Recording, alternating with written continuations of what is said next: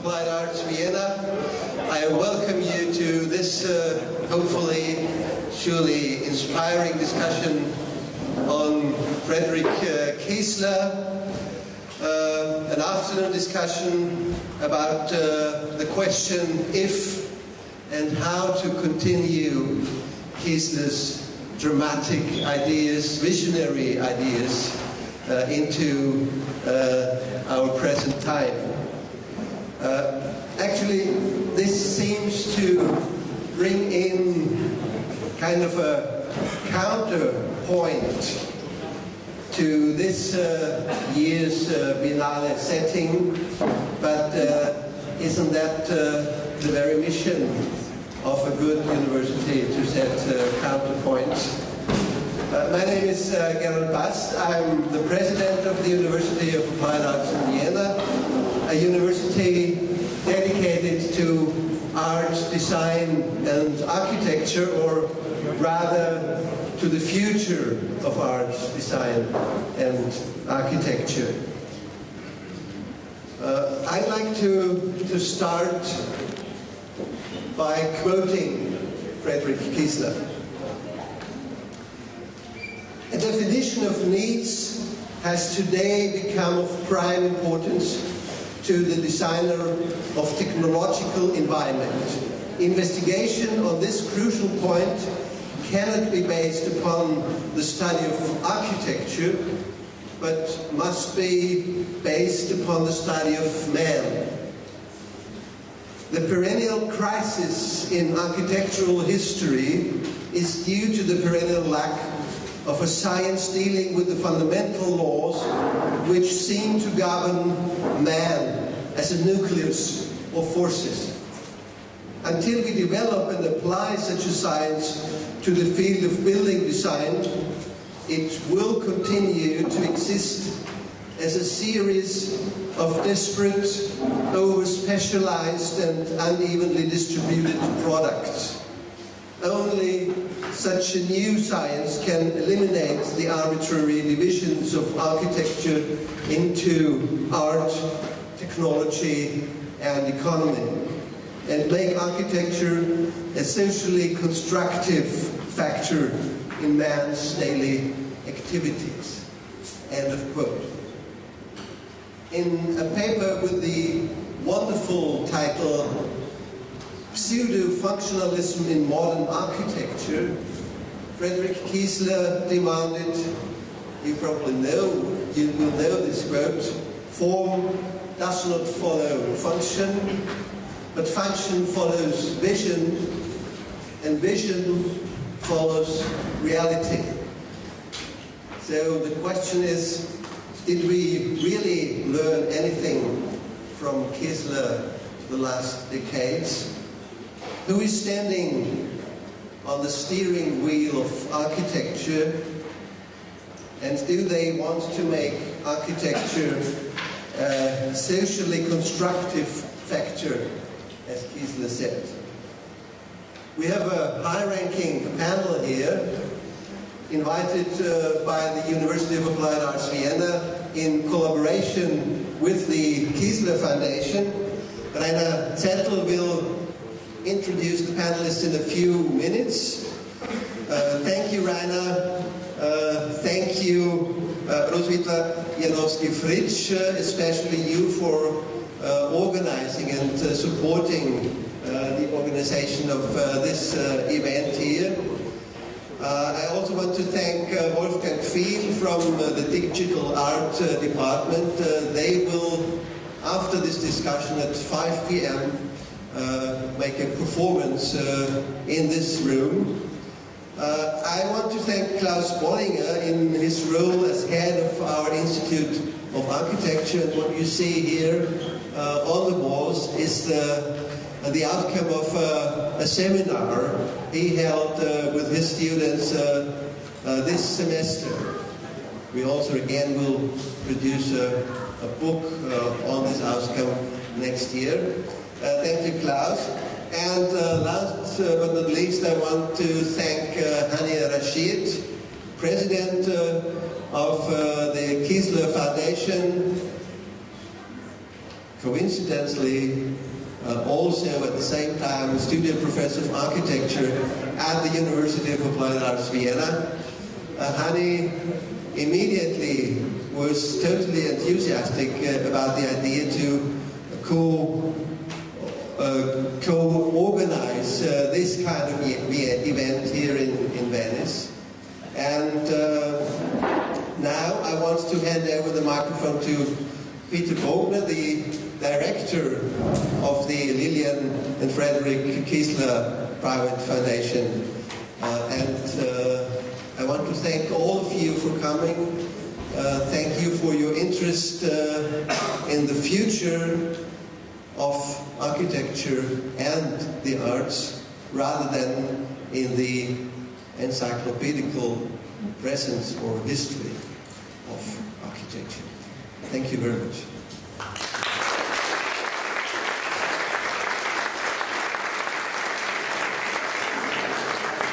Thank you, Gerald. So warm welcome this afternoon on this area of the Biennale. And it was a great pleasure for us, for the Friedrich Kiesler Foundation Vienna, to organize this meeting, this panel discussion this afternoon.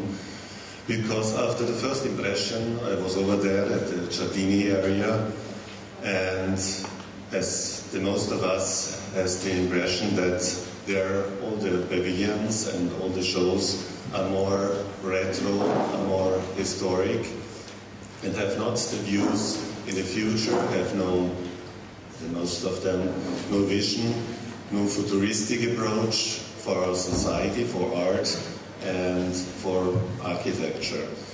So we are really happy that especially the university as an institution of research, of development, of new ideas and futuristic approaches is together with us, the Lillian and Friedrich Kiesler Foundation, to do this. Because just Friedrich Kiesler was a person, very multi-talented. He was not only an artist, he was also an architect, he was a designer, he was a teacher, and always he has endless ideas, as he wants to realize always with his endless house, with his theories, with his models he was developing. So I think he can be a model for as well our institution work as for the university future development, teaching, exhibition making, and I'm very glad that our president Hani Rashid and president of the University of Applied Arts Gerald Bast, and altogether the very brilliant board will discuss these topics for the future and not for the past, because I think all has to develop. So thank you and have a really nice and interesting discussion this afternoon. Thank you very much.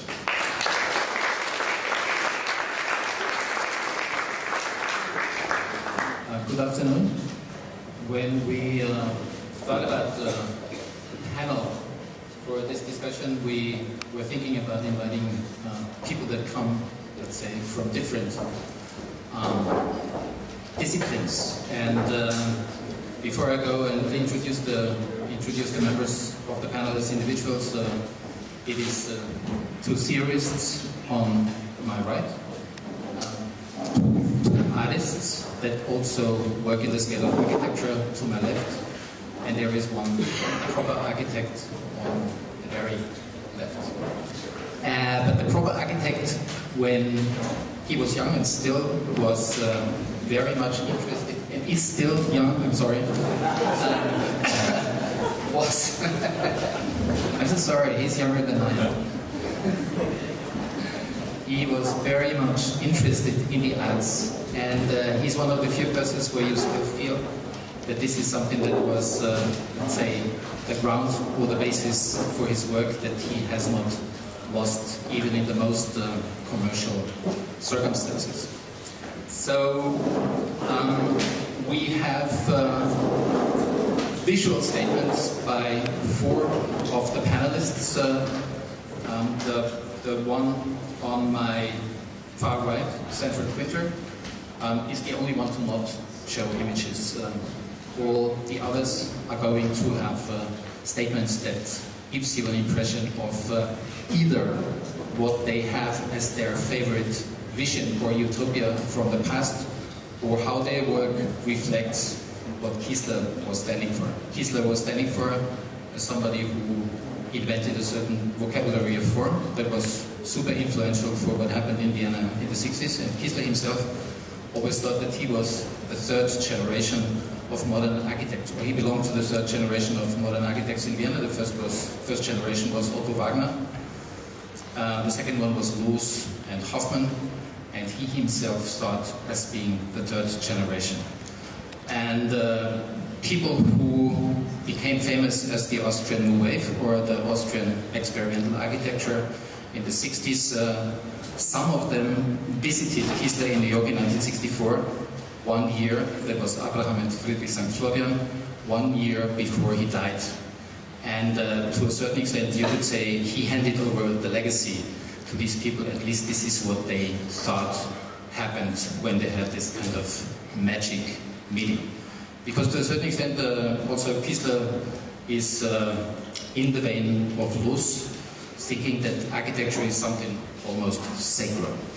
And I think the shrine of the book is something that will feature prominently in the discussion, which is just to the point of what I'm saying. So we have Sanford Kwinter, who is a New York-based writer and theorist, a co-founder of Songbooks, and he currently teaches at Harvard GSD, but he is going to change his, let's say, locale of action, and is, I'm very happy to say, the new professor for architectural theory at the University of Applied Arts in Vienna.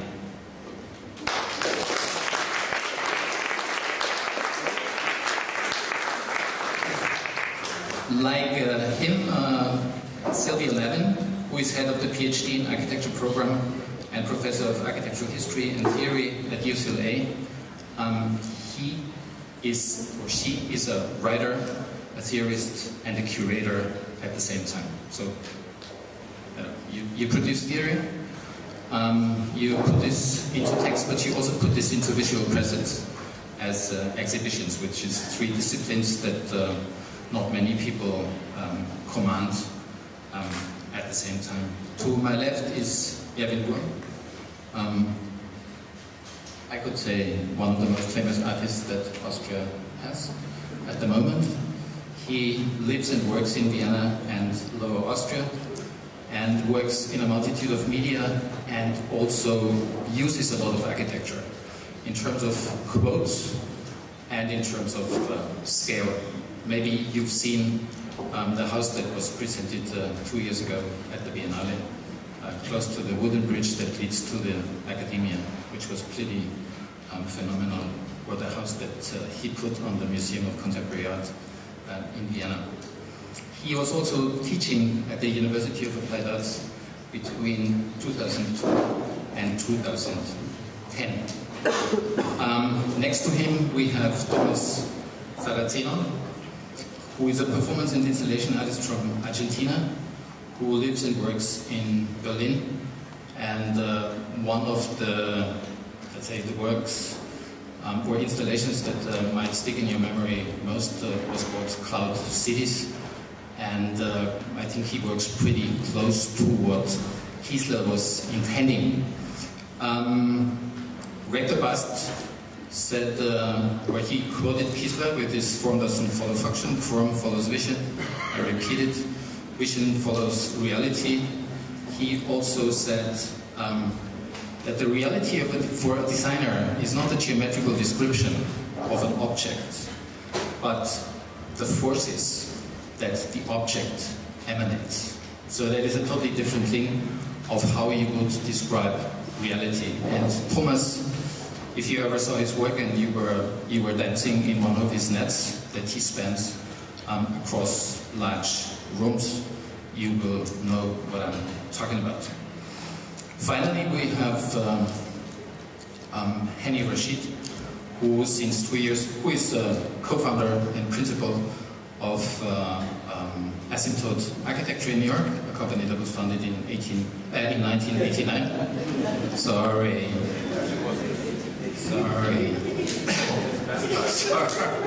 Sorry, I'm old enough to mix up things. And which he did together with Lisa Couture. And since 2011, he holds a professorship at the University of Applied Arts in Vienna. He's one of the 3 studio heads of the design studios. So, and I guess you know it's Gerald, and Hani Rashid. And since 2013, he is the president of the Austrian Friedrich and Lilian Kiesler Stiftung. And in his presentation, he will also give you some information while we are doing this at this very moment. Hello, thank you. It's wonderful to be here. I am not going to wear my sunglasses today through this talk.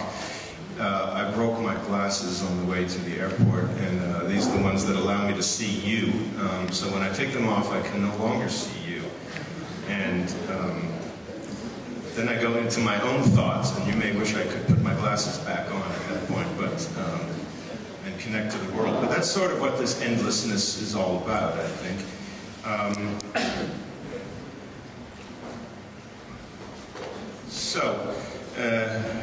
Is this right? Is this the right way? Okay. Sylvia and I have been jockeying a little bit to try and get the second spot rather than the first spot, and I clearly lost. I'd hoped for something a bit specific to be already on the table before I brought my general reflections on Kiesler to bear on, let's say, the conversation that we hope to have. I haven't really prepared anything specific. I have a framework that I was going to use to inflect and to respond to some of the papers that I had heard. So what I will try to do now is to try and transform this framework into something that will stick in your heads. My idea really was that the one idea of Kiesler that I found, well, endlessness without a doubt is the interesting and probably the most important idea, but also one of the most opaque and difficult that Kiesler brought, in a way, into architectural thought, history, and discourse. It is, for me, and what I'd like to develop today, it is based on an idea he developed in 1939, I believe, and developed a second time in 1949, so it was definitely in those years of the 40s, the concept of co-realism. And I guess we're in the habit today of quoting him, so I think this is a quote from him.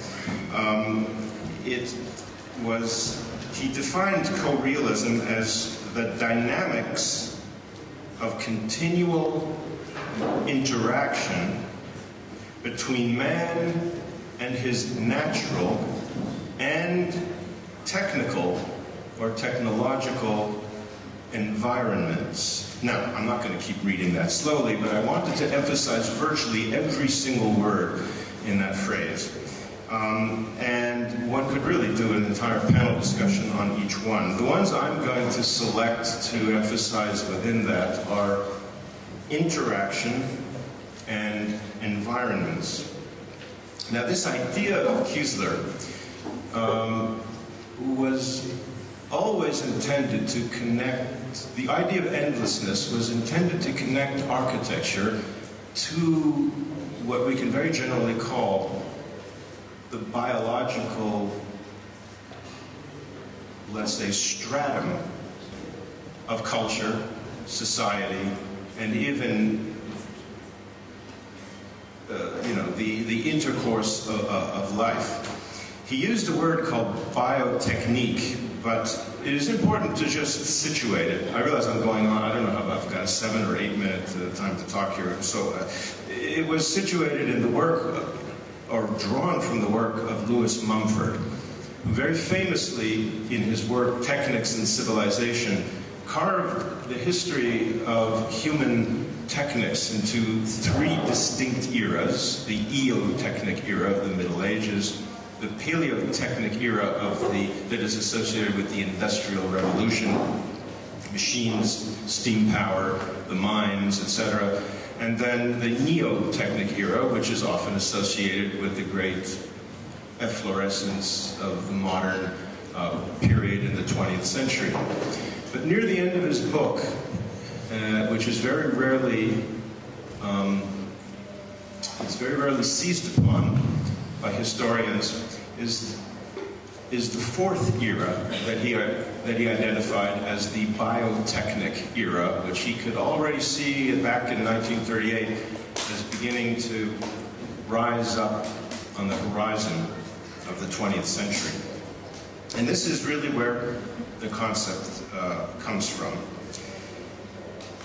The endlessness idea, and I was very happy to see finally the house and therefore the architectural component finally erased or suppressed from the equation, because that really was part of what Kiesler was aiming at, without being able to articulate it as such, is to, in a sense, reconceive of a continuum that did not at any point really even recognize, if you like, the autonomy of objects. And it is the anti-autonomy which is, in a way, so important. The renunciation, in a way, is very similar to what occurs when we begin in the 19th century to think in thermodynamic terms, where we begin to realize that the behaviors of any system can be understood only once we decide where the boundary of that system is going to be described or accepted to be. And that has taught us in many ways to begin to believe in the boundary, which actually does not exist. The boundary is eminently and indefinitely movable. It actually doesn't exist at all. Everything that takes place in the world actually is in a state of intimate connection and interaction, and I'm talking about just even processes of heat, information flow, etc., with all others. So it's an important thing to begin to see that these boundary problems, which were so important in a way in the 20th century, actually did come in people like Kiesler to be established. Now, I would say that to make a point, always nice to make a little provocation, it's exactly the opposite, it seems, than what was being developed in the fundamentals show today, these days. I would say that there is, with respect to these developments that one could say are foundational in our society and culture, especially through the 20th century into the 21st, there is probably no more absurd idea than going back to re-establish these old autonomies, let's say, of these elements, for example, and these fundamentals. It could be nothing less Kieslerian, for example, than the gesture over in the Giardini. Well, ecology is the ultimate expression of these ideas of endlessness, and the concept of the environment as it is posited in Kiesler is such an important one precisely for that reason, and that is the context in which it has to be understood. So my idea was actually to try and, through a kind of a provocation and example, to talk about something that I found, I brought one example in today, and that was talk about food, and the way our understanding and thinking and practice of food is undergoing such profound conceptual, even epistemological and ontological. I mean, really, food is where it, in some ways, the pulse of what is actually happening today in a system of knowledge is, can be found. Now, there's perhaps a level that has already become a cliche in that area, but I wanted to cite a book that has just come out in the United States. It's called The Third Plate. And it's by Dan Barber. Only Americans will perhaps know Dan Barber. He is one of the very influential chefs in America. He runs a red restaurant in New York called Blue Hill. And they have a small farm actually in northern New York where they grow and raise animals, and they grow many of their vegetables, etc.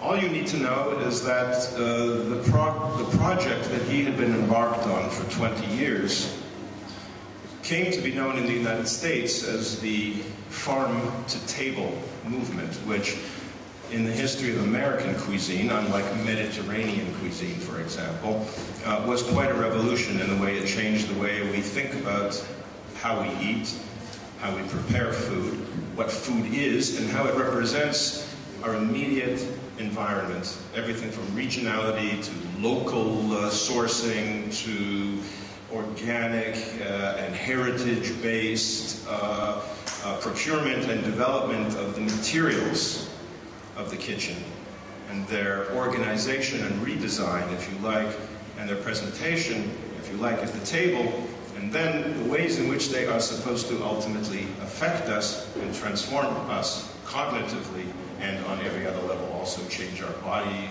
states, etc., etc. So in a sense, the farm-to-table movement, which is not what I'm talking about today, I just want you to know that in case you think that that's what I'm going to be celebrating, it isn't, was in a way introduced a new type of consciousness, if you like, a new type of ecological consciousness, a new type of environmental consciousness, but one that was always technical. It always had a very profound technical basis.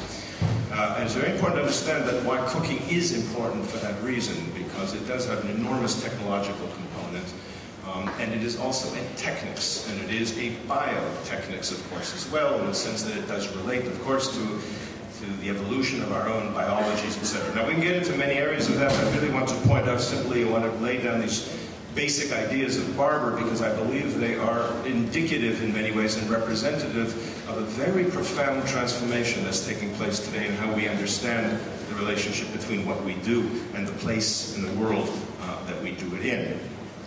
What he came to understand in the last few years, and that's what the third plate is all about. The second plate in history is the farm-to-table movement. He begins to realize that this is a kind of grotesque misplacement of the boundary, the idea of simple cherry-picking of the finest ingredients and the abandoning, in some ways, of all of the other associated ones. All the parts, for example, of the lamb, which do not represent the choice appearance at the table, the cost, both technological, energetic, ecological, of raising these super high quality organic vegetables, etc. He posits another idea, the third table, because he wants to understand what food is going to be like in the future. And it's also what I would suggest is what architecture will be like in the future. And his idea, very simply, is he tries to understand how to approach what he calls a whole system, what he calls a whole system of agriculture, which includes, in fact, a profound understanding of the dynamics of soil, of land, of the sea, and of seed also in its biological context. And the idea is that the table, the menu, is to be structured and modeled, or is modeled on the structure and movements I had these rough notes. Give me a second here. I want to get this sentence down right. Oh yes, the point is to model the structure and movements of the table, or the menu, or the meal, on the structures that we have now begun to seek and to discover in the environment itself. Yeah, time up. All right. I'll leave it off there because the next presentation was meant. I'll tell you, for those who know what it is, I was going to talk about he emphasizes the Dehesa pastoral management system of the Iberian Peninsula, which some people know about this, but the important thing about it, I just want to tell you what it is. If you look it up in Wikipedia, the phrase they used is a multifunctional agro-sea silvo, meaning forest, pastoral system, and cultural landscape. The only important thing to understand here is that it's this extraordinary model evolved over 500-600 years in which wildlife, livestock, agriculture all take place in an incredibly harmonic environment where the acorns produce the specific qualities of the flesh of the boars that eat, the pigs that eat it, etc., which creates this remarkable jamon in Spain, the hams, and the cork, which is harvested from the oaks, which are very carefully cultivated, actually have an extraordinary role playing in sequestering carbon during the time when they're replacing their bark, etc., etc. And it goes on and on. It happens to be one of the harshest environments in Europe, and it is one of the most biodiverse places on Earth. Thank you.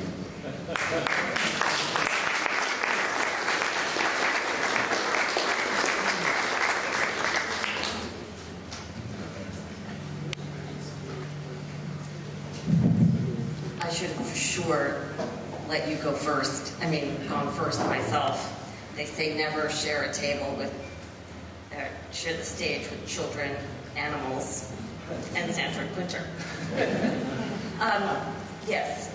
Okay, you can do that. So I just would like to thank Dr. Bast for having me and say hello to so many friendly faces out there in the audience. And just to say, I'm very glad to be sitting down in what I think is the coolest room here in the Arsenale. Yes, after a long, what seemed like endless walk down here. And it was, as I was finding my way along this endless route, I thought to myself, there is something, another form of endlessness with which we might associate Kiesler, which is the endlessness of the outsider. There is, of course, a geopolitics to the layout of the Arsenale, and we are very, very far away. And Kiesler stands for that farness and for a kind of thinking that I think is particularly appropriate to raise today, given all of the new centers that we are looking at across in the other pavilions. So let's say in a kind of shorthand, we might think of Kiesler as a stand-in for the Salon des Refusés, and a salon that I hope is endless in the work that it might have to do to think, to help us think about the future. So one thing that I just wanted to say is, as a kind of super reductive preliminary, I think that we were asked to talk about utopia today. I mean, I don't know whether that was told to you all, but we were told to talk about utopia. And I thought, wow, that's a great and big word. But so let's just say, for the sake of argument today, on this day, in this context, utopia for me is going to stand for the refusal of cynicism. Okay. So we've been asked, not today, but over the last few days, to look back over the last 100 years and to go back to 1914. And if you're on the quest for endless outsiders, of course, the classic outsider is Duchamp. And there is a kind of history of modernism, ironically a pretty well-known history of modernism that is also not at all part of the presentation of the history of modernism that we have been looking at across the way. So we've been looking at a proliferating number of stories about the same central history of modernism. So we might think about the history of the avant-garde as another aspect of, another fundamental, if you will, of the history of modernism, one that seems to need to be brought back into onto the table.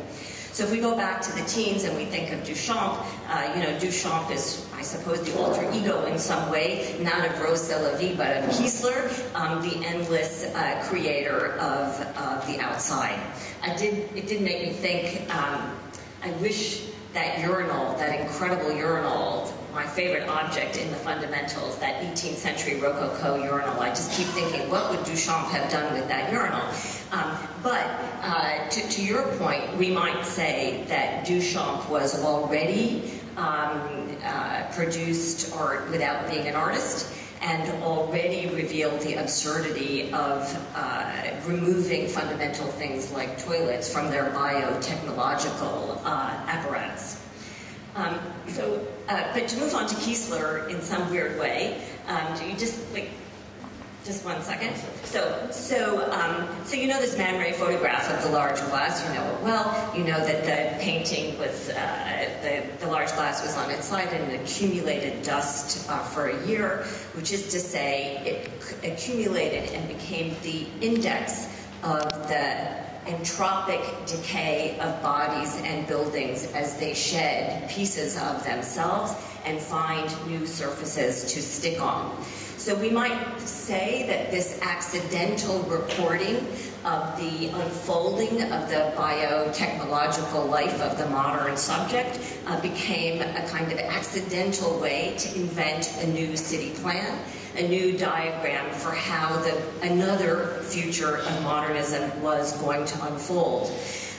What you may or may not know is that after this photograph was taken, Duchamp cleaned half the dust off and fixed the other half of the dust so that the accident itself became part of this story. So I started to think, well, where is the history of this dust and its possibilities in the history of modern architecture that we might think of as belonging to the worldview of Kiesler?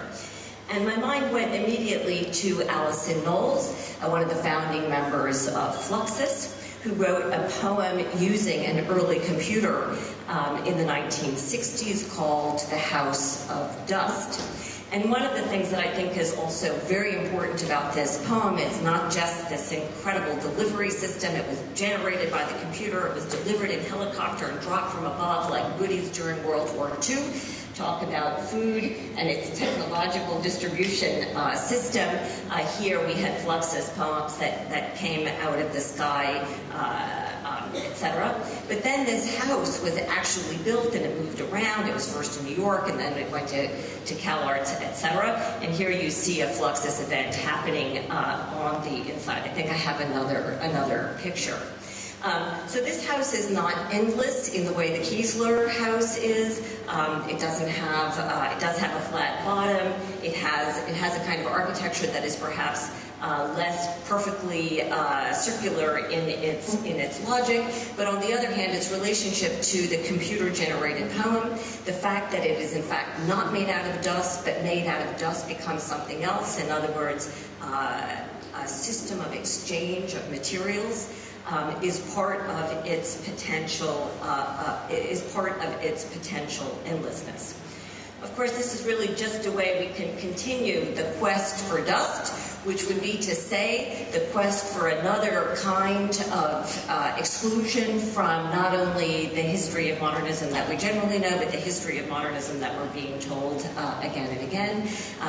A new form of interest in hygiene and the ecological. I'm sure you all know this project by Francois Roche that is about dust, that uses electromagnetism and other things to collect the dust, that Duchamp, all he needed was gravity and a little bit of time. Today we have, gravity doesn't work by itself. We need to help gravity along. We're part of a much more complex system, and this produces a kind of strange sort of utopia, if you will. It cleans the air. It's a self-cleaning machine. It cleans the air of the dust inside and uses the dust as a building material, which theoretically will get more and more solid as the world unfolds. I think because you didn't end with architecture, and because there is a kind of rejection of the realities of architecture, I will just end with one sort of obvious problem that this building suggests and perhaps relates to a problem that is endlessly unresolved in Kiesler, which is to say, how the hell do you put a door in something like that, right? This is a really fundamental problem. All those doors, they're really easy to put into square buildings. They are not so easy to put into buildings that are always growing and made out of dust. And if for even just a moment you asked yourself, how do you enter a dust building that has no door, and you imagine what would happen to your body as you entered, I think that the idea of isolating architecture from its co-realistic tentacles into the new biotechnical reality would be a myth that would come to an end. Thank you. Whoa!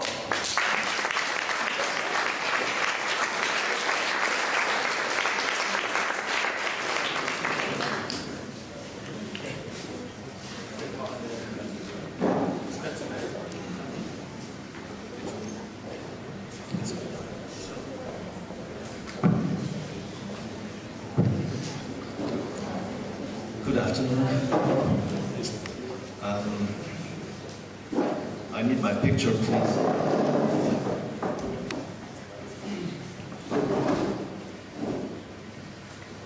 I have a very short statement. If the picture comes, you have my image?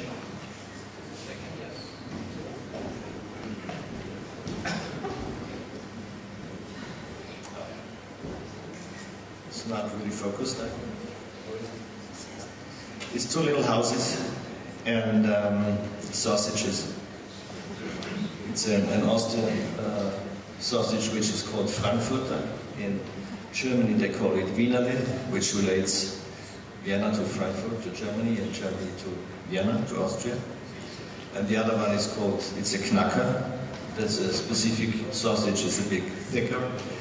And sausage, of course, is the skin of the sausage. The basic sausage is intestines, and we all have intestines inside. So what I wanted to say is, when I think about Kiesler, I always think about how would he progress with his work. Let's say if he would have lived for 500 years, probably going towards the direction to build houses as biological forms, as living forms.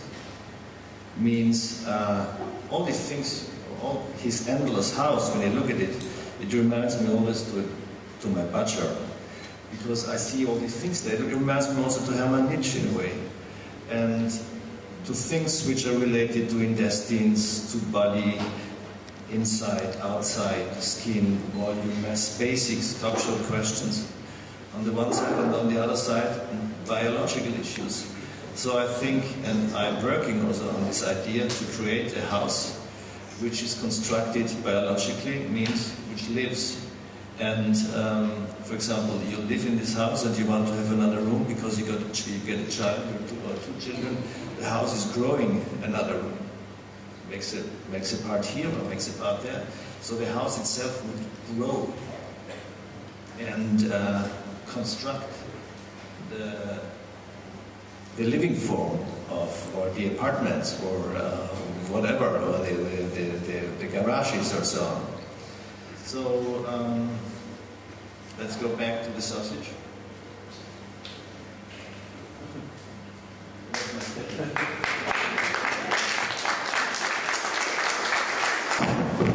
Thank you. Thank you for the invitation. I thought just to show one work which I think somehow related with Kiesler, and maybe also make a comment to... Sorry? Yes. And also somehow maybe also make a comment also of the struggle that I was yesterday when I saw the Giardini, and I thought also about like, once again, I mean, maybe also to put it in a context of what a floor could be, with this redundancy of abstracting something which is kind of impossible to define with elementary particles. And in this case also maybe try to weave again some kind of relationship, which I think so maybe it may, but maybe what I try to do is kind of describe a little bit the work which is there, which I don't know if you can see really well, but basically it's like a kind of and also I will try to avoid very quickly okay, wonderful. And like a prejudice somehow very quickly. This will happen also when, because we have a conference with Bruno Latour there. Even Bruno Latour went to the piece, right? And then the very easy thing is like people have in mind the jumping castle. And I have to kill this idea somehow because, let me put it that way, we go through some of the images, right? I mean, it's a very room, it's a big room which is pressurized, right? And there is air inside. This means the first things every time that people open the door in the lower level, people in the upper level kind of modified also the position, right? But what I want to tell you is that one thing, when you are in a jumping castle, it's like a high pressurized, there is a lot of tension, and you might be able to jump. When even Bruno was up there, right, and we had a conference, and he kept the idea of the memory that you will be able to jump. What I'm telling you here, this is impossible to jump. No, it's like it is. And then he gave like one of the last Gifford lecture about the relationship of how was our relationship of planetary boundary, and how we are stick to the planet Earth. You know, the sublunary idea. This means once again, it's a huge volume of air. This means when I move, you would be moving in the back, but after a while, it's kind of being kind of in a sea, a little bit. This means there is a kind of a extended butterfly effect, but it takes some time. Unless we somehow, you know, everybody would say, well, if everybody from the planet Earth jump at the same time, we might change the angle of the degree of the Earth. But this very rarely occurs. I mean, that's one thing which I'm trying right away to take it out from that. And the other one is, again, with this idea of this floor, right? This means, once again, you have to think that, let me see if I have a drawing somewhere. Okay. This means is, you know, also for the idea of the endless house, no? It's like and also how complicated it is. I mean, what you will call this is a floor who became a wall, and it's a space who doesn't exist until you don't transit the space, right? This means, once again, is you know, very simple to explain, maybe with a theory of relativity, Einstein, right? Space is curved with the mass of your body. This means, basically, this is a lasagna. There are 3 layers, which are squeezed onto each other, and then when you enter into the space, you open a space. This means space does not exist until you don't access to it. And at the same time, space follows you. And at the same time, you know, what you could say is very much codependent on the people which are in the upper layer.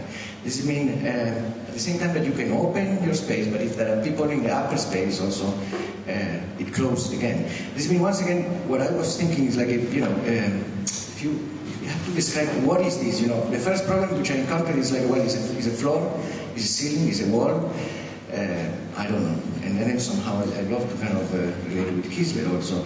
And at the same time also, I don't know, when Sanford also was talking about ecology, right? I love, you know, Felix Guattari when he talked about the 3 ecology, right? Or how sustainable might be an environment. And you know, it's not only about, you know, we're all the time now getting into this kind of environmental ecology, but Felix Guattari talk also, he talk about social ecology and the mental ecology. This means one of the things which, and also, yesterday I was talking a little bit about T. Hall, right? The person who invented the term proximia. This means the piece, what it does really is also, it measures the ability to get closer one to each other, right? Besides kind of give like kind of a social coherence of how we might repercute one to each other, but also without knowing, because remember, every time you open the door, this kind of ecosystem that you kind of learn to navigate it, it kind of collapse again. And the other thing also is like how close I can get one to each other. And then also, let me put it up, this is more than me. But if we get too close, and visitors get too close, if the space, it falls too much, and everybody starts to collapse in kind of this social black hole somehow, which for me is quite interesting. What else I have to say? That's it. Okay, thank you.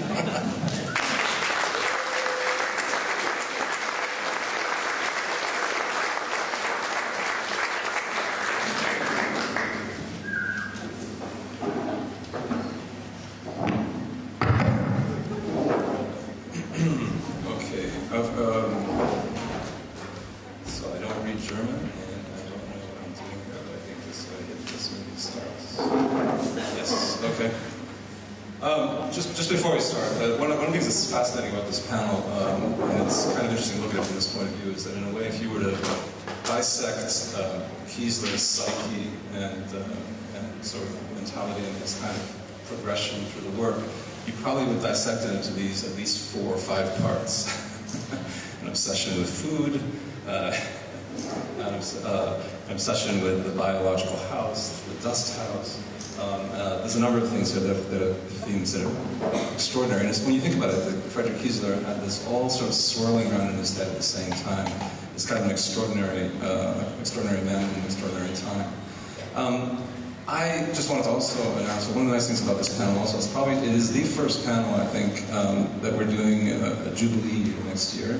2015 is the 50th anniversary of the death of Friedrich Kiesler, the 150th of his birth, and the 50th of the Shrine of the Book in Jerusalem. So it's a kind of a very important year, and this probably is the first panel in that legacy, in that year of celebration, which will include hopefully an exhibition at the Museum of Modern Art as well as far as my lowly position as an architect, working in this kind of atmosphere of Kiesler, I've been working on a project that I kind of realized now for, I think it's on 15 years now of work in this same kind of project. There's a kind of infinite project that I'm involved in, aside from the commercial work, the teaching, the running of the foundation, other things that I do. And this statement by Kiesler in his pseudo-functionalism in Modern Architecture 1949 book is to me something that is sort of desperately missing in the fundamental argument. But essentially, the box construction in keeping with practice of living, a house is a volume in which people live polydimensionally. It is a sum of every possible movement its inhabitants can make within it, and these movements are infused with a flux of instinct. The project for me that I didn't realize really was tied to Kiesler until I became more involved in the foundation and in the history of the work. But I started very early on with the computer trying to figure out how to make sketches. I thought one of the things that really the computer should allow us to do as architects, as artists, as thinkers, is to actually make drawings that are digitally manifest. And in fact, what would that mean? And the time dimension is part of that. The organic dimension is part of that. And this was a computer sketch, I guess you could call it, a computer drawing that I did in 1996, maybe, or 97. And it was really a kind of an attempt to put together, in fact, I used as a basis for this protective armor in sport, and said, could we in fact create a kind of fluid, dynamic, liquid architectural space by in fact morphing together all these sort of protective gear in a sport situation. Back here in the Biennale in 2000, I shared the American Pavilion. Was it 2000 with Greg Lynn? Greg and I had 2 halves of the American Pavilion, and in my half, we did a couple of experiments. One was with the students from Columbia University. We did these kind of studies of motion graphics and motion sort of mapping to see what, in fact, the human body could map as far as an architectural and environmental space. We went on to produce in the American Pavilion, this is, I guess we're looking at 15 years now, a project where we had an actual acrobat come into the space of the American Pavilion and produce a sort of acrobatic move, a sort of somersault, and then digitally map the somersault with puppeteering sort of mechanisms on their body, and as a result produced a kind of fluid, endless space. And again, this was with Kiesler's ghost in the mix, but Kiesler wasn't really at the forefront of the reason of doing this. The reason for doing this was, in fact, to use the computer again to develop sketches, theories, conceptual basis for producing spatial works. And this was the construction that we actually had Venetian boat builders build here in the American Pavilion almost 15 years ago. In my own sort of studies then, a whole set of drawings, I'm not going to show them all, but we did countless drawings looking at the use of computer graphics, computer simulation software, early software. This is Soft Image, this is 1999, 98. and producing a series of graphic works. And then there was a kind of breakthrough work, for me at least, which was the deformation of autobodies into kind of anatomical works that somehow deal with the human body. Now again, in the Kiesler kind of spirit, I guess, this notion of this kind of pseudo-sexual, strangely organic, infinite looping thing that I produced just by virtue of automotive dissection is really interesting to me and continues to evolve, and has been a project that has been going on in the Biennale here again, and the Biennale has become a kind of a place. And one of the arguments I would make about the Biennale in general and what's been happening to it is that it really is the fervent place, at least for architects and for artists, to produce polemical, interesting, discursive experiments. So when you don't do that, I don't think you're using the place in the best way. This was our Investments Biennale, and we produced what I called a light, sort of light simulator tunnel. And we took these objects, this kind of strange form that I just showed you, and put it on a light table and had it metamorph and change according to both reflective one-way mirrors and moving light, but no computer simulation, computer graphics, but in actual space. And the idea was to see, in fact, this object in real time, real space, and see how it evolved.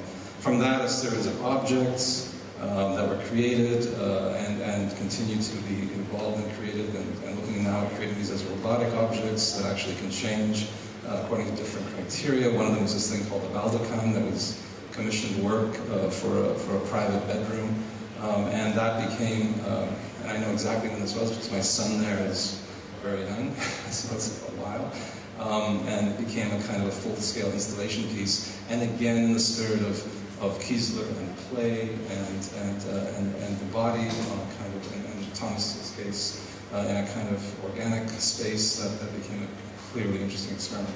It became then, and this is just to wrap it up, a house commission, and it was actually a commission that came from a collector, an art collector in Finland who happens to be very involved with architecture, and so we've been on a quest now to actually build a house for this collector, and we've been looking at the house as kind of an object that could fit on different landscapes, and we've begun to plan a sort of a home inside one of these objects, and a home that in fact has no level floors, but in fact has a fluid flowing infinite space that moves around to a cantilever form and a bridge form. It's called the Wing House. It's in development, it's a continual quest, it's got all kinds of different people involved in trying to figure out whether or not we can actually construct this thing. But effectively, at the end of the day, what it is right now is a container with 4 light vessels that, in fact, light the interiors, no parallel floors or no level floors, and the bedrooms between the children and the parents and the various uses are all fluid and flow into this kind of infinite, almost Mobius strip loop. I don't know if it's actually a sausage, but the fact is that it does change and flow, at least metaphysically or in terms of one's use of the environment. So we've been moving along on this project. These are some of the spaces that are beginning to get carved out of it. And at the end, the site of it, the site that we're looking at in Finland, is a site where the house will sort of perch itself on a mountaintop, hopefully. But as I said, it's an infinite project. Chances are it'll metamorph again into something else, and it'll never really end. So that's my take. Thank you.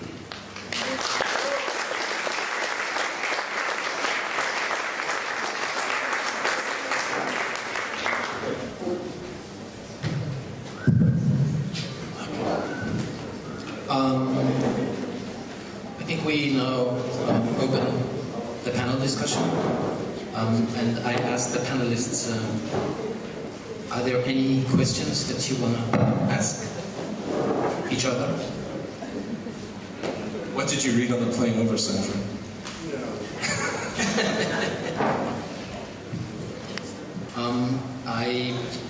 I mean, 2 things stayed in my mind, and I think that is something that relates to the context in which this discussion happened.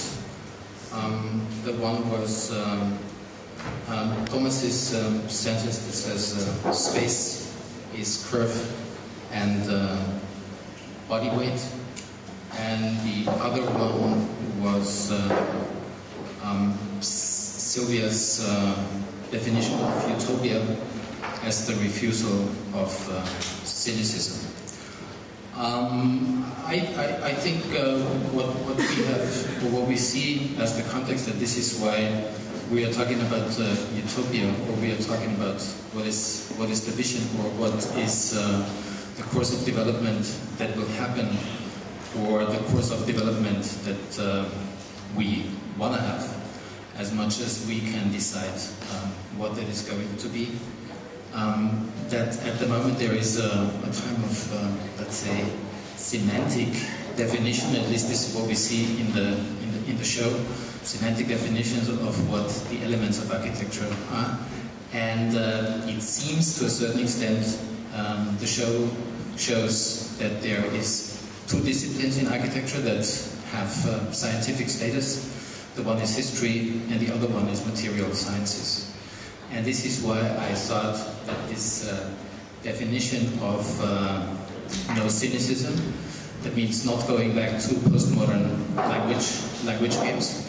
And I think this is something that Erwin Wurm does perfectly in his modification of consumer objects, meaning trying to play with your desires and showing what your desires are leading to. And the other thing that was really interesting was Tomas Saraceno, who I thought was very much on the basis of what had happened in Vienna with all the experimental architecture. And I think all the Viennese remember that Hausrucker did this big mattress in the then museum of the 20th century, where you could jump around, which was supposed to totally change behaviors and also socializing. And it's impossible to jump in the beast. I know. This is why I say it, because you make fun of it to a certain extent, and you would say utopia is something that must be a little bit more sophisticated. It is not something that works with a simple apparatus or with a simple dispositif. It is something that shows that you have to have more, and game is not just the only way out. So, could I ask a question? The drawings that you showed, what were you drawing exactly?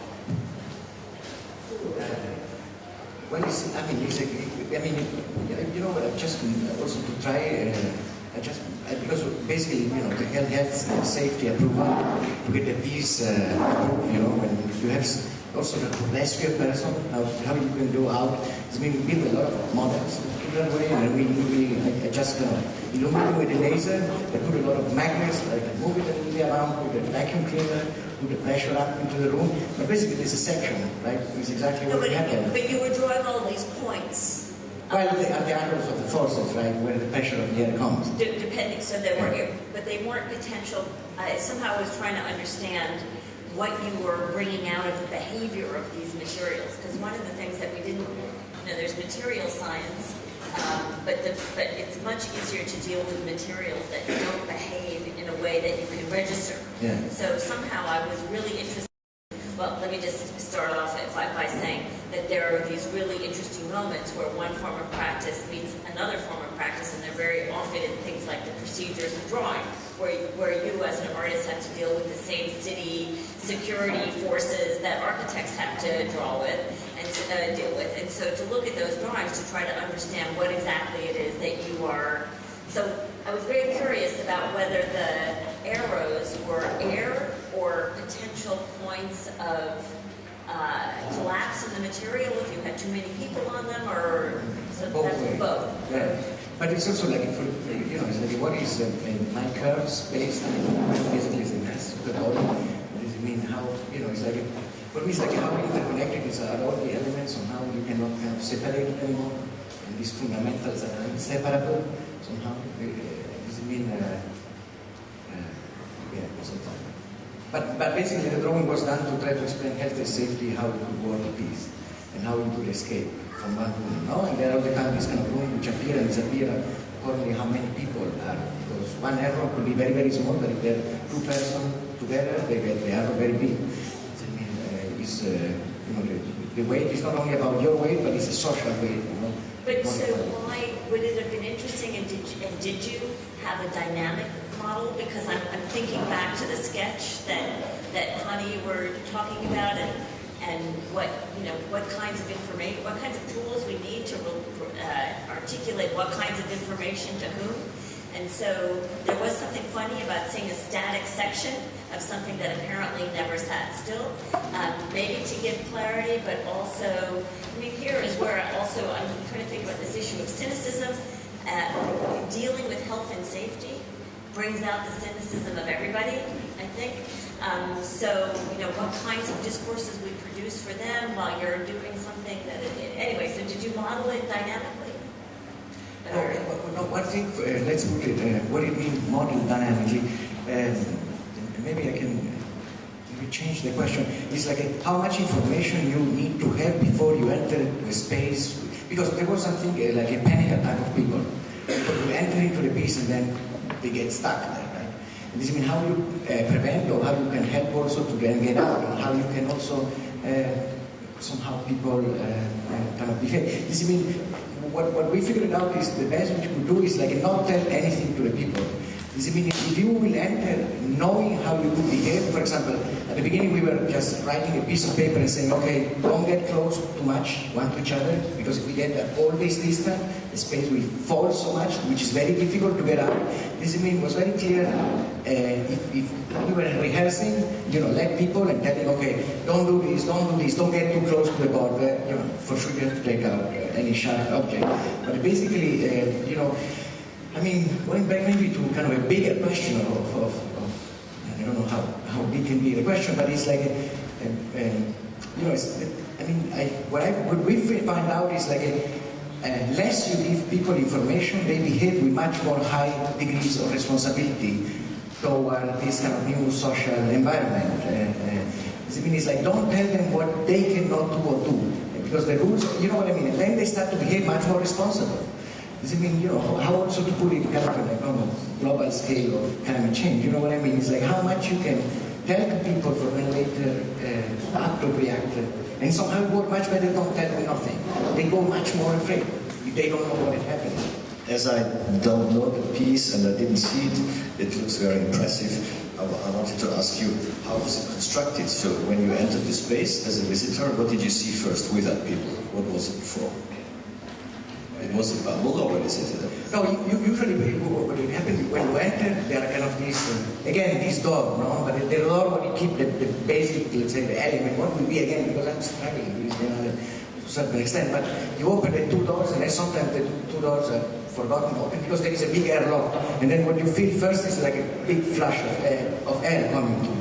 It's like entering, let's say, in the case of a jumping castle, just to understand again, it's entering into the cushion. It's when you are entering into the room and then you feel this air. But it's very difficult for people also to relate of when you open the door, the air go out very quickly, but you are affecting the guys which are up there. But it happened only when the two doors are left open and the air go very, very fast, and then you listen to somebody screaming, close the door, because they feel that. And then, only when you came up you understand that you were affecting the other people entering. This means basically it's air. And, they became tangible, this kind of breathability, unconsciousness of we breathe something, we don't know what it is. Yeah, Tomas, maybe to sort of clarify and put in a couple of different terms. I think one of the things that Sylvia was asking, maybe that you could comment on more easily, is the use, for example, of flexible membranes and hydraulic or pneumatic structure is, of course, it's very fluid, very labile, but it creates an environment that manages its own information.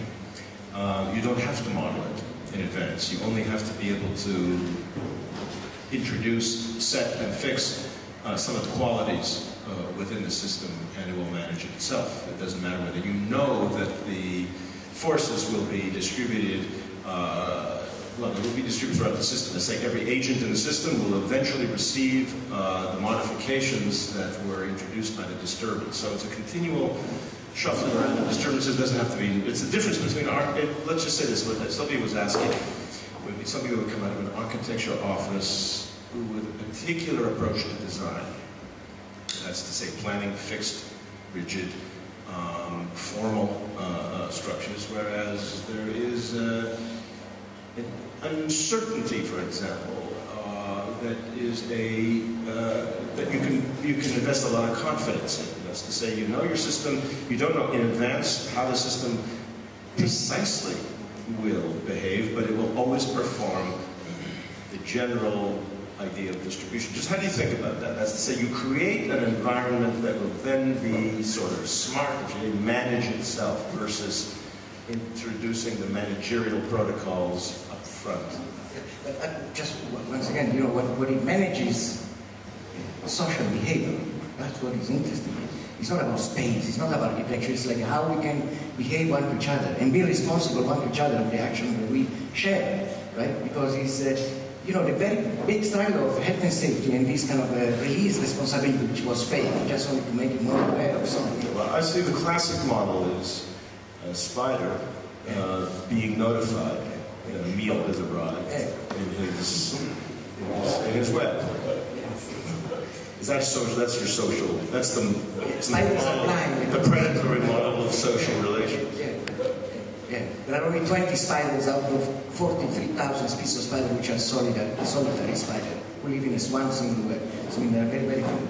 But anyway, I mean, it's what the question also, the book I'm reading, when they the question is the conquer of social species, where the LRT was not from the guy from the ants. But it's, you know, the question that we should be asking at the beginning of the book is like, why knowing that being social is very effective of a long-term survival on the planet Earth, why, you know, there are many, many species which are almost in the threshold to become social or use social, and they do not do this jump. And he's asking, nobody can answer really this question, you know, how you can engage, let's say, this high degree of sociability as a strategy to survive today on the planet. What do you distinguish between sociality that takes place in the clouds, in the bubbles, versus the sociality that takes place, let's say, on the ground, or the sociality that takes place in the sea? How do you think? Why do you choose the sky and the bubble and the gaseous? No, one thing also, Sanford, because the other thing, what I had to really prove to health and safety was, let's say that all the motors are off and the air is all off. All people will fall down to one point, right? It's because the membrane just goes down, really like a pool. But I have to make sure that the weight of all the people will not bring, because you know the PVC is kind of a chewing. This will stretch until the momentum that all people will collapse and down to the air. And the other thing also, with the idea of the jumping, I could have put in some moment the pressure of the air very, very, very high, and then, you know, it's like a slide of the aeroplane. This means the material is very, very strong to a certain extent, but we never perform it on that way. I mean, there is the potentiality also to well, you know, if you move to a foam structure, there would be a different kind of distribution of the forces. You wouldn't worry about a single valley, right? And you do that. I've seen those often. Sanford, I'm thinking about the house that Hani ended with.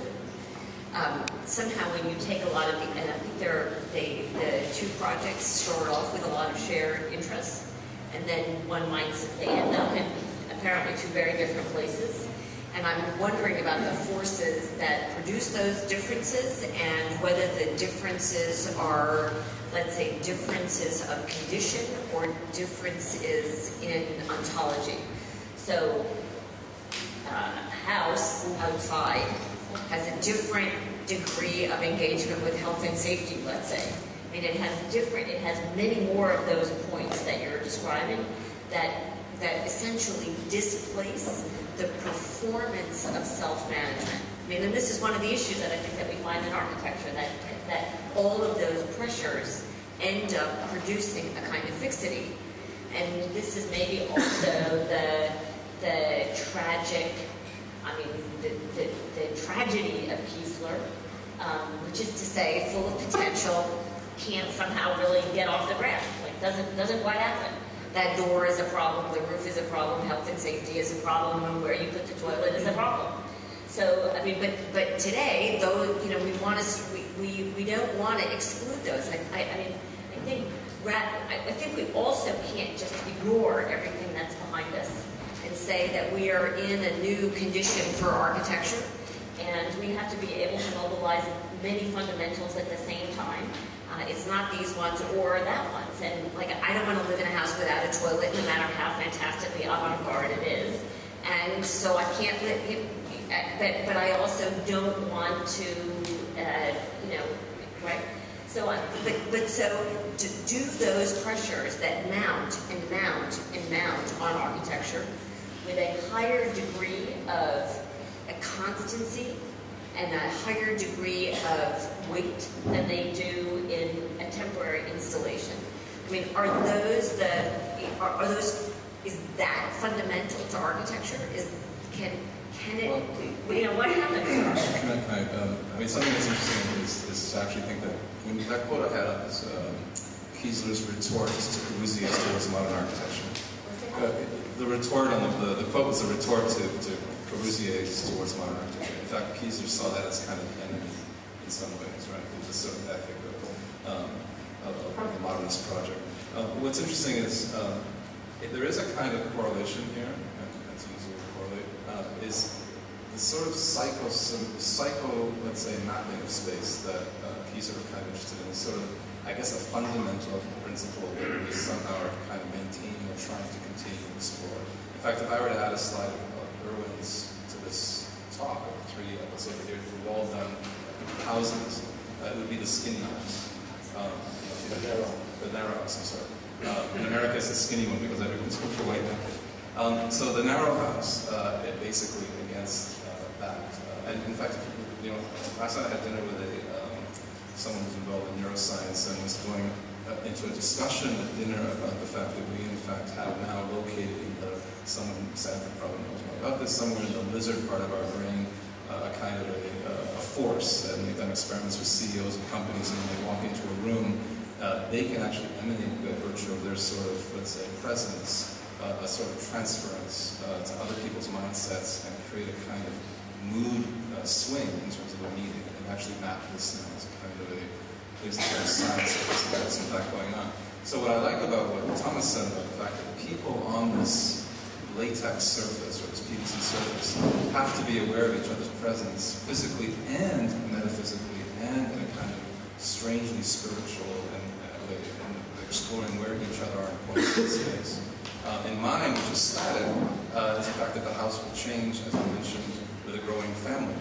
And so the floors and plates, in fact, become a kind of this psycho-mapping of people's occupancy of space. So it's interesting that the visceral, in some ways, is something that was very pertinent to Kiesler, obviously, and everything he did, and is sort of maintained here in a project of, because in the skinny house, narrow house, there's an unbelievable, sort of psycho-dramatic space that comes in and walks into that place, which is familiar, but unbelievably sort of redimensioned. So I'm interested in this idea that, in fact, in some ways, the mapping of forces has to be also the mapping of a sort of,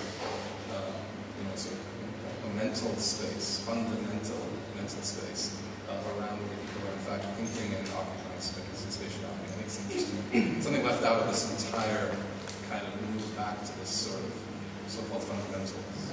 I would like to say, because it's no longer possible not to say, that I firmly disbelieve that there is any such thing as a fundamental, and I think we need to be very careful about falling into the, let's say, the trope of the day, which suggests that the essence of the door will always determine certain features of how we move and exist and use the environment. We know that in Katal-Huyuk, people entered their buildings without streets or anything. They entered from the roof. We know there is a hotel, an underwater hotel, that you have to enter through an aquatic medium. You have to dive in and find the opening and pop in where the atmosphere is more congenial to long-term things like air breathing, et cetera, et cetera. Those are not, of course, long-term, those are not things that have mass applicability, but the problem of the door does not determine. There are many ways now of sealing an environment. which don't require a rectilinear opening. There are different periodicities. Even Duchamp, since he was invoked today, created this extraordinary door where two rooms were connected with a single door, but there's one open, the other one shut. There are an incredible number of psychic, and as we have had constantly mentioned today in terms of mental ecology, Tomas was talking about social ecologies, I think that in a sense it means a slight shift, a very slight shift in thinking, and suddenly things like windows and doors and all of these so-called fundamentals suddenly become rethinkable. We are not in a world where we should be inhibited from rethinking all of those things. And what I found pretty surprising about the exhibition was the way in which, no matter how novel, no matter how innovative something may have been in a particular context, it was always brought back to the most routinized, standardized, almost mind and soul deadening interpretation that you could possibly have. Now, when you see a thing like Kiesler, I know this because I can't figure it out. Nobody's really been able to fully figure it out, but it makes sense to me a little bit today. More so because what it does is it opens up the possibility that things can be thought differently. So I think that bringing hydraulics in and bringing pressure in, for example, as an organizing principle and even as a structural principle, it's a fantastic idea. We're not going to use it all that often, but it has immense abilities, immense capacities. I have at least 2 questions from the floor. Can we start opening, or is there anything urgent that...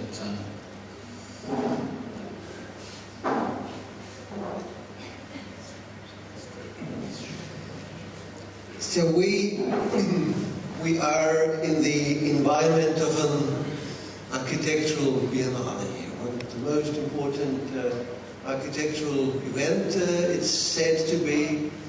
It used to be dedicated to thinking, some of you mentioned it, into the future.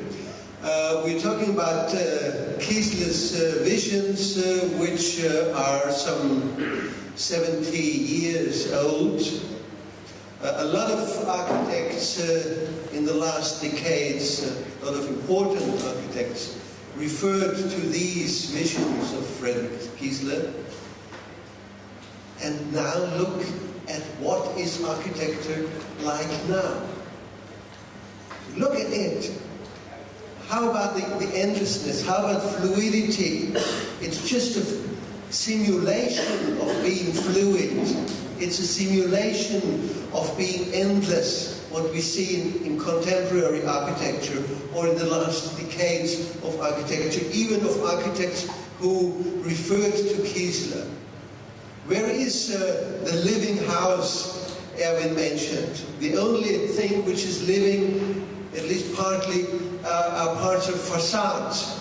And what we're seeing now here are 25 facades and 38 doors and 159 windows in this World Exhibition of Architecture.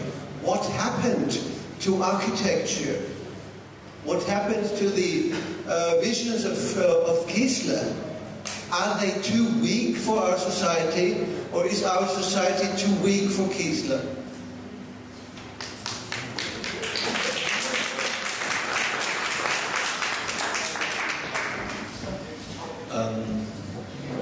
Well, I mean, in a way, I would say Kiesler seems to be overestimated also a lot, because there's a lot of really focusing into this world work. And when you look at it, it's a great work, no doubt. It's really great, it's fantastic.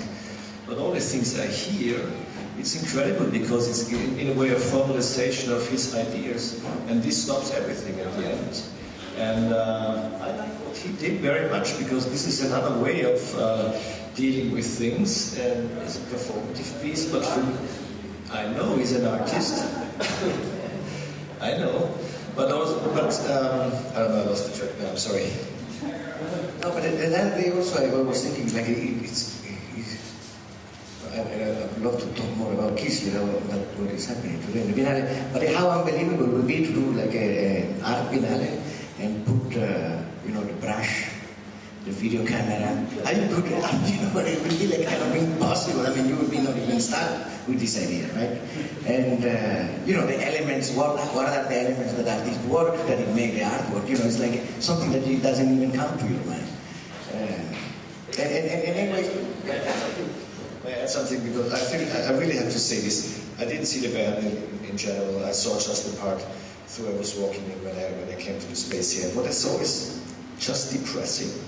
This is, I mean, we have really great architects, but what I saw here was just, it was like a fair for, I don't know, I found it really boring, deeply boring and depressing, and I did not provoke the wish to be more concentrated, to be more going deeper into architecture. I don't know what you think about this show. It's.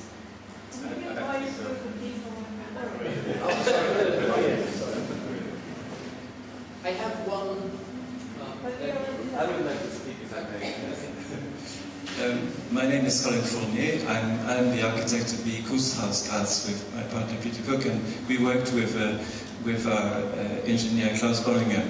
And Dieter Bogner, who at the time was at the head of the Kiesler Stiftung, was the cultural advisor to our client. And in a way, our building is a silent homage to Kiesler. I say silent because we didn't actually make much rhetoric about it. We just did it. And it is a building where there's a seamless continuity between floor and ceiling, and you can't really draw those elemental distinctions anymore. So I'm completely with you. But the point I want to make is that I think it's an important point, is that I learned today, partly from the quotes that you gave of Kiesler, that the house, the Kiesler house, the endless house, is just a metaphor. And it should not be seen as an object. And indeed, that was the message that he said too. And we tend to see it as an object. We tend to see, aha, here is a language of architecture there, which we can improve on. We can make it living, we can allow it to actually change. It can not just be a mimic of biological systems, but actually be more than that, especially now with contemporary technologies, etc. And I was thinking along that line, and some of you were thinking on that line too, and how would we design the door or the window in that kind of house? How could it grow when the family grows? But we tend as architects to be fetishistic. We tend to think that actually that house is a solution. There's a metaphor of what he calls indeed the interaction between man and space over time. And the fact that the house may be the biologically complex or evolvable house in a way is secondary. It's only a reminder that the way in which people live in space, and they could be living in a shoebox, they can be living in a Renaissance palace, but it's the evolution over time as your family grows, as your interest grows, and it is that interaction between space and man that counts. The house may actually look like a Swiss shoebox. That's not the point, I think. And I've only understood this today from the quotes, and I looked back at the drawings, which I looked at, of course, years ago, and partly subconsciously influences in our design. But those drawings are not what it's about. I think really it's about that interaction. Even your work, in a way, you're not saying that bouncing on a pillow of air in the space is in itself the object. It's a metaphor of the fact that our lives could be more fluid, our lives could be more interactive, our lives could be... You're not saying, let's build the world that way. And neither was he really saying, let's build the world that way. So I just want to... I'm not really I'm not just saying asking a question, I'm just saying the endless house I understood today is a metaphor, and that's its power, not as a fetishistic object. And in that respect, I also think it's not correct to recuperate Kiesler as a counterpoint to the fundamental discourse which we've been subjected to in the rest of the show. Kiesler could actually incorporate that in the vortex of his thinking. That's all I would like to say. So let's pigeonhole him into a counterpoint position, which in itself is a dialectic, which is reductionist. There's no need. He would swallow it, he would absorb it. It would be caught in the vortex of his thinking. Thank you.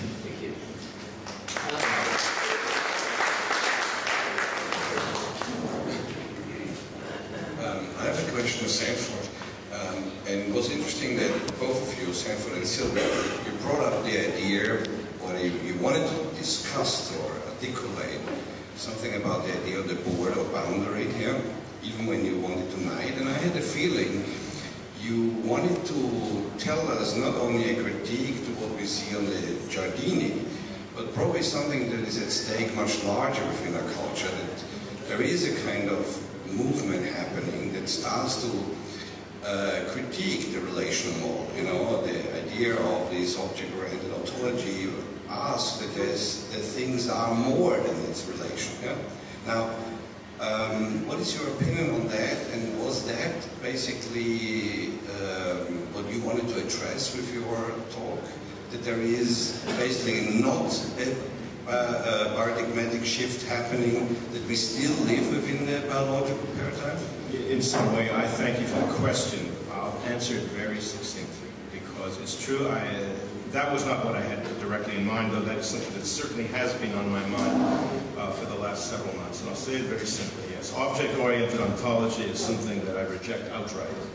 It is, but what we are talking about today, whether it is a counterpoint or not, is much more in line with what had once been called in Scottish philosophers in the late 19th century as internal relations theorists, which ultimately gave rise to the thought of Alfred North Whitehead. And Whitehead, in sum, you could say, it's very complex philosophy, process philosophy, but he said that the reality is not made up of points and places, but it is made up of events. And that is the context in which I believe the transformation in thinking and in techniques and in method, generally speaking, is changing in our field today. Very much in keeping with, for example, the results of the epiphany of the gentleman in the front row.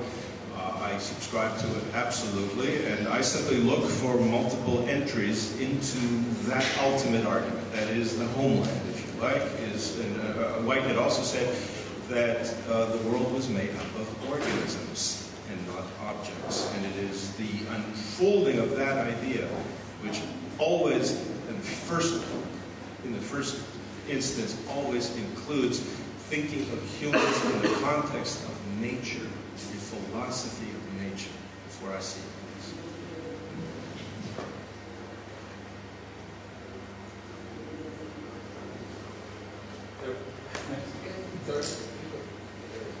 There's a Colin. I sort of there's an anecdote. Well, you know, in spending more time in the Kieser archives and seeing all the stuff that we have in Vienna, and reading some of the letters and looking at the stories, and getting deeper into Kieser's life, you start to realize something that's a little bit different than what you had in fact articulated. It's true that this was a kind of deeply philosophical, mystical project. But there's a very interesting moment in Kieser's career where he was called by, and I don't know the name of the client in California, but there was a gentleman who called up Kieser's studio in Vienna in New York and said, I would like you to build the Endless House in California. Could you fly out here and take a look at the site? And he was so ecstatic. I mean, there were letters that showed how pleased he was that somebody was actually going to commission him to build this house. So he flew out to California, had a nice dinner with this very wealthy guy. It was all peachy and fantastic, and he was really excited. And the next morning they drove out to the site, and the gentleman said to him, okay, this is the site for the house. And he said, well, where? He said, well, all of this. He said, there's nothing here, it's just an endless place. He goes, yes, I want you to build as many of those as you possibly can. He got so depressed. He supposedly went back to New York and was completely out of sorts with this realization that someone interpreted his house as a potentially endless suburban tract house. But there was a real desire to see it. And in fact, in some ways, I think part of my kind of quiet argument in the way I spoke is that Kieser has to sort of come back into the mix, not necessarily as a theoretical project, but in fact, it has to sort of, if you think about the things that we're doing and the students are doing in many schools, with computing and with all these new tools that are at their disposal, one could take a kind of, negative, say, I miss the days of the pencil and the sketch. And the other approach, in fact, is to say, well, have we been here before? What's going on? What's going on with these biomorphic forms we're creating? What's going on with these kind of endless spaces, these fluid spaces. I mean, when we look at, the reason I showed a computer sketch is that when I first did that sketch in the late 90s, I was fascinated with the fact that I could create a liquid sketch, as any of us were, right? The fact that it wasn't static anymore on the screen, and would call up all kinds of sort of interesting potential. So I think that, in a way, I think the Kiesler legacy has to be refocused and not sort of allowed to even though perhaps in his heart of hearts it was a kind of fantastically infinite theoretical and philosophical position, I think it's worth sort of turning up the ground and saying what was really this project about, all these projects. And when you look at some of the drawings, the theaters, we uncovered at the Kiesler Foundation 50 houses or buildings that get designed around New York that nobody knows about. We're looking at these drawings now, we're trying to make models out of them and do something with them. It was an incredible story there, but he was also a strange character, right? There are all kinds of interesting stories which I won't go into about what he was like at parties, but that's so I think it's an interesting time to bring him back into the story, right? And to confront, I do think that it should be confrontational to this fundamental issue, because I absolutely agree that to answer your question, walking through here, I too felt kind of depressed about the fact that I wasn't in fact seeing exuberant, crazy, forward-thinking, passionate architectural positions. I know I don't agree.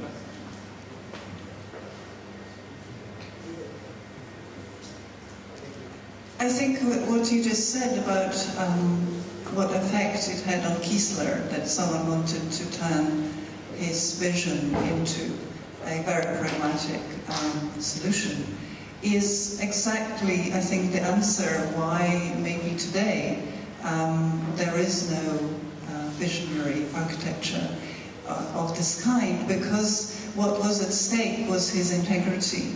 And what you see maybe more often today is that the architects answer to the real estate and the property developers and do agree to turn their designs into those kind of reduced versions of a vision. Right, I think you have to put it in context. The other thing that's striking when you look at the letters and the stories is the milieu in New York at the time when Kiesler was there. Breakfast with Duchamp once a week. Right, always the same cafe. The kind of, that whole sort of, and we see it all over art, right? This whole sort of idea of the salon, the bar, the cafe, the community of artists. Today, part of our problem, honestly, is the fact that we also don't have that. We're working much more, Facebook and the autonomy of our existence through virtual sort of relations is kind of to the detriment of that. Although, and I hear that optimism is actually a trait that you can't get rid of. Being optimistic, perhaps there's some way that we have to transcend the kind of new environment of sort of interaction and communication and community to find that kind of, let's say, salon or sort of collective being. I think it's very difficult for other reasons to... But that's the peer-to-peer. That's why it's peer-to-peer. That's the same. We have 5 more minutes, and then we have to wrap up. So, so to pick up on the idea of designing what Sanford Kwinter was mentioning earlier, of the project that you were doing with the air cushion, where what you were doing was you had boundary conditions. What you were doing was setting the relations, but the negotiation was happening through the materiality and the information that was embedded within the material. That I've seen very much possible with the fundamentals as is presented over here, but that is just simply something that's been done for a very long time. Wouldn't you say that designing in this manner would actually require a completely new view of how one would even have a look at such simple things as the site analysis? That these ideas would have to be stretched much further to kind of gain a completely different understanding of the environment that we're putting our designs in. Question to the board.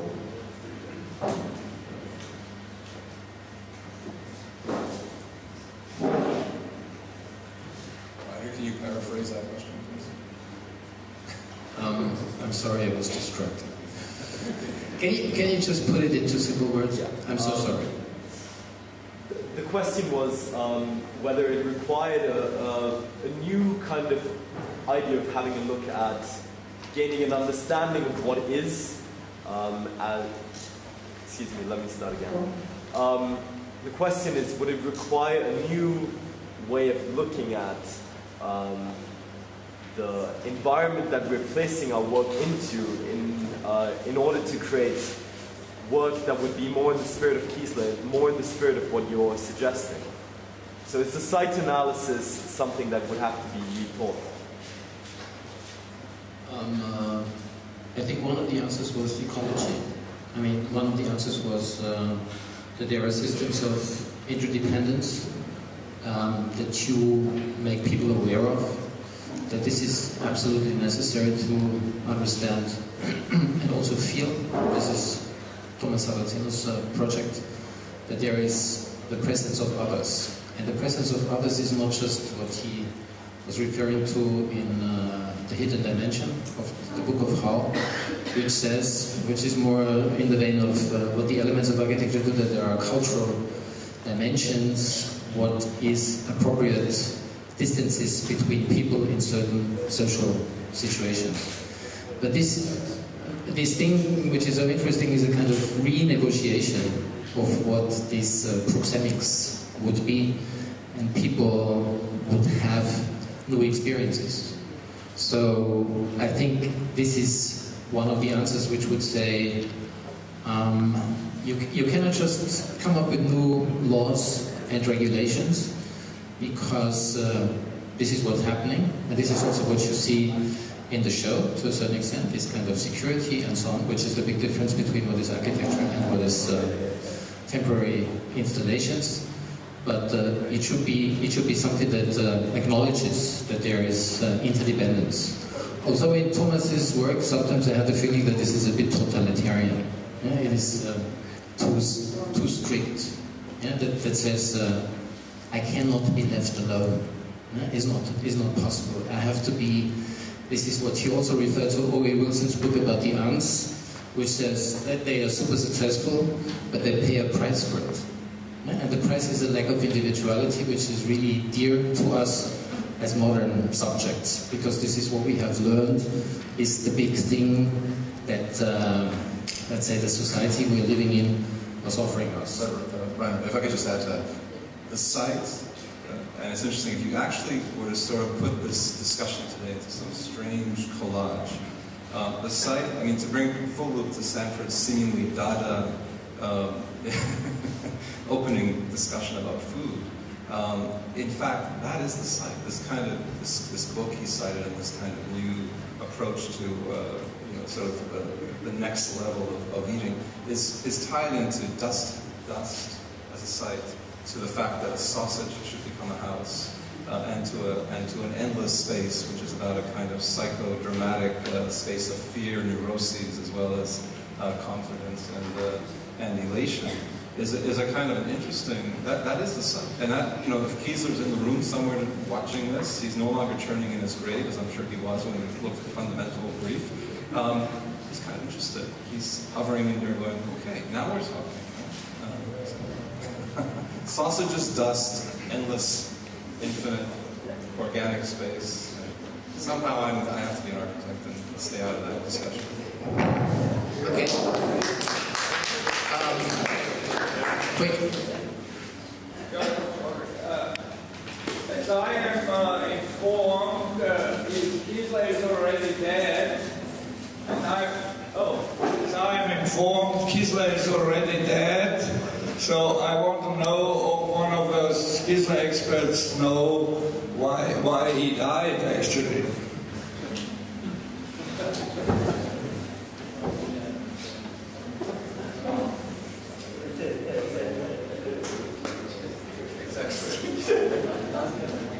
It's a trick question, be careful. I always struggle. Well, first, maybe he's not dead, and that's the other thing. Why is that? But it's like a true. What I like a little general, that you lose. I mean, I cannot believe. I mean, this site analysis, all these things is like for me, it's kind of a nightmare. It's like I cannot believe. I mean, the site is, you do something because of passion, because of love, because curiosity, and that's what is the site analysis. You know what I mean? For me, is lacking a little bit in the show is like lack of passion. I don't have any problem with the dog, with the floor, with anything. If you love a dog, you know what I mean? You will present it in a certain way, in a certain fashion. That, you know what I mean? It's like, that's it, and that's what it became something. I mean, everything can become something, but as long as you stand for it. And you cannot, you know what I mean? And this, there are too many things, that you cannot feel anymore any contact with it. I don't know, you know what I mean? You choose one image, and then, this will stick into my mind, because there is something I don't know yet what is. But you know what I mean? It's this kind of a relationship that you build with an object, which at the end it transcends, all this kind of discursive to a certain extent. And then this is, well, I don't know how you fall in love with something, but actually then you fall in love with something, and that's it. And that's the side. On that note, we close the session. Thank you very much for coming here. I thank the panel and also the organizers who make this possible. Thank you very much.